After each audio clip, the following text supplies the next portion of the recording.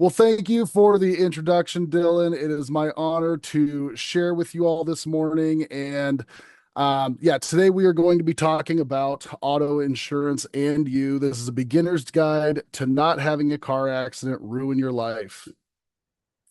So, what is it exactly that auto insurance pays for? Usually when clients talk to me about their auto policy, they're thinking about fixing their own vehicle. And while, yes, auto insurance does do that, this morning I want to talk to you about the reason we legally must carry auto insurance in Oregon. And that is because you can cause a lot of damage with your vehicle.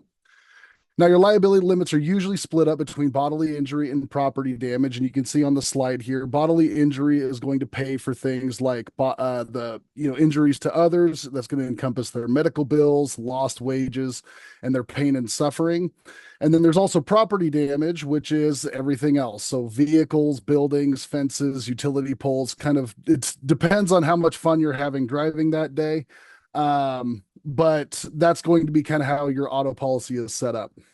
But what does it actually practically look like in the context of paying out a liability claim? We always talk about having these limits, but we need to make sure that we know kind of how they're going to function. So today, we are going to have an auto claim scenario. Now, I'm sure for the people that are here that were here during my last presentation, you'll remember Ben Franklin and Edward Lloyd.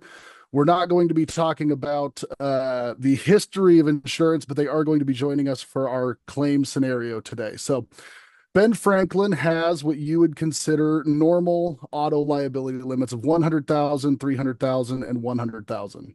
Ben owns a home as well as a retail store where he sells kites, bifocal glasses, and flexible silver catheters. I looked up his inventions for this. Sorry, that's just history for you. Ben's annual household income is $150,000 per year, and he has $200,000 saved for retirement. Edward Lloyd is a successful insurance agent who specializes in insuring merchant ships crossing the Atlantic Ocean. Edward carries $500,000 of uninsured motorist bodily injury, along with a $1 million umbrella policy, which includes uninsured motorist bodily injury coverage as well. Edward's annual income is roughly $100,000. It's a Tuesday morning, and Edward Lloyd has just finished his breakfast of tea and crumpets, or whatever it is that people eat in London, and he begins his bike ride to work. He takes the same route each day and finds the bike ride helps him prep his mind and body for a long day of filling out applications and arguing with underwriters. Now, that same morning, Ben Franklin is driving to work in his 2026 Ford Mustang GT Fastback. He stopped at Symphony Coffee House for his large steamed white mocha with 2 pumps of caramel, extra whip, and a chocolate drizzle. He gets back on the road and puts on some Leonard Skinner. And as the second chorus of Freebird ends and transitions into the greatest 4 minute and 27-second guitar solo in the history of rock and roll, Ben reaches for his coffee. He didn't notice that the lid was loose on the coffee cup, and as he goes to put it to his lips, it slips out of his hands and lands in his lap, completely covering his pantaloons and burning his thighs with hot coffee. He takes his eyes off the road in a quick moment of panic, and wham, he runs into Edward Lloyd, casting him to the ground with much haste, leaving Edward with a severe brain injury and spinal cord injury.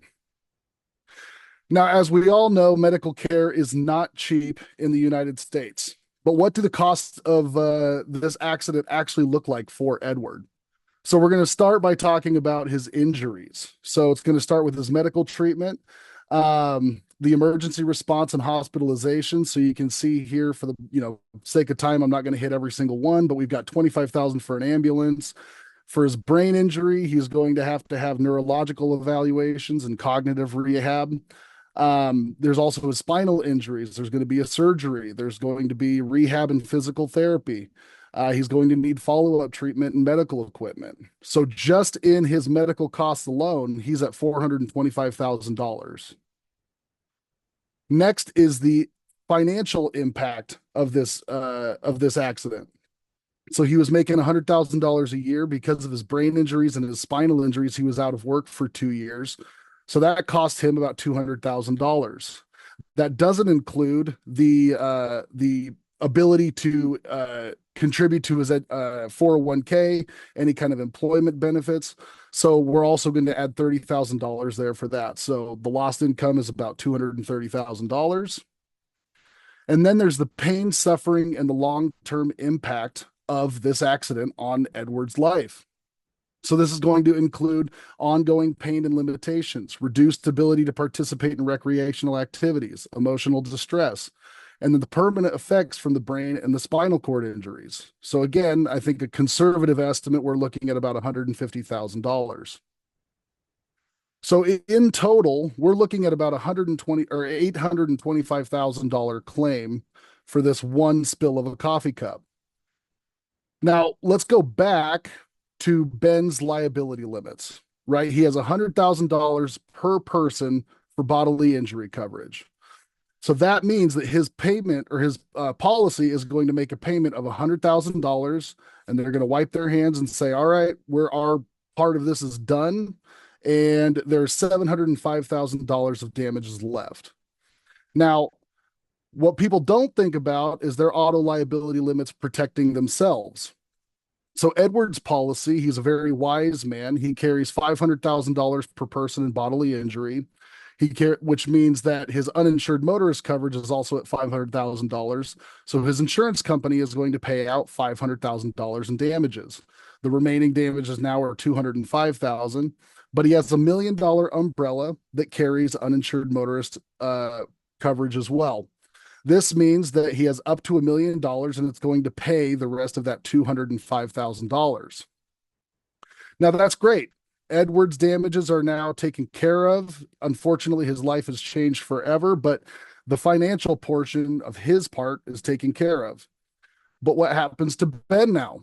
Well, Edward's insurance company now has the legal right to pursue reimbursement from Ben, the responsible party, through a process called subrogation. It's an insurance term that we all love, right? So what does subrogation against Ben Franklin look like? Well, like I said, Ben's auto insurer paid $100,000. Edward's auto insurer paid $705,000, which means that $705,000, the insurance company is within their legal right to pursue Ben for. Now, what assets does Ben have at risk here? I said he has a home. Let's say the home is valued at $700,000. He has a $400,000 mortgage on the home, which means the equity at stake is about $300,000. He has $200,000 in retirement, and that's on the table. And for anything that's left over, he can have his wages garnished from that $150,000 a year income.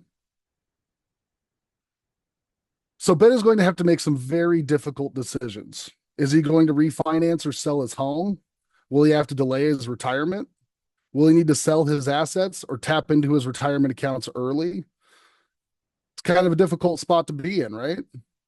Especially when you've got Nathan Sosa on your doorstep trying to, just represent your client and get everything back, So what is the lesson for today? The lesson is that Ben did not wake up that morning planning on hurting anybody. He wasn't reckless. He wasn't driving drunk.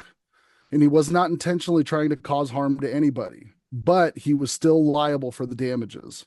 One small moment of distraction created an $805,000 liability claim. So most people who buy insurance, they buy it to protect their car. But again, the real purpose is to protect your future and you and your family. A single accident can create hundreds of thousands of dollars in medical bills, lost income, and legal expenses. Higher liability limits protect the things that you've worked hard to build: your home, your savings, and your financial security. The question isn't whether an accident will happen, it's whether you'll be prepared when it does. Thank you, everybody, for listening this morning. I'm Michael Prata with Farmers Insurance, and I hope you had a good time.